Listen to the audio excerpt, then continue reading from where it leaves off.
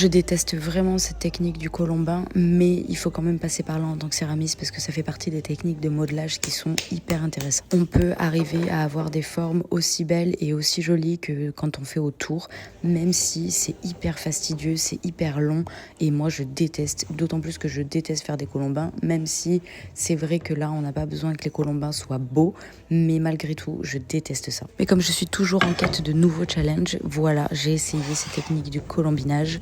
Mais j'avoue que franchement, c'est long, il faut lisser, on n'arrête pas de lisser et de trouver des techniques, des nouvelles techniques pour bien lisser, pour que ça ait un rendu qui soit bien propre, bien fondre les colombins entre eux. Oh là là, franchement, je déteste.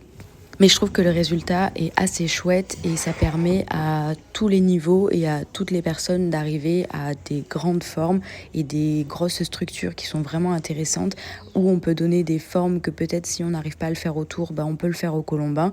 Et c'est vraiment intéressant quand on maîtrise cette technique. Le colombin, c'est quand même assez chouette. Du coup, pour cette pièce, je me suis aussi challengée au niveau de la forme. J'ai essayé de partir d'une base assez resserrée pour après venir gonfler une espèce de courbe et venir un tout petit peu resserrer et faire des bords très effilochés. Non, c'est pas effiloché qu'il faut dire, mais grosso modo assez fins. Je vous montre le résultat à la fin. J'ai pas encore cuit la pièce parce que j'ai pas encore eu assez de place dans mon four pour faire un biscuit, mais dites-moi ce que vous en pensez et on se tient au courant. Bisous.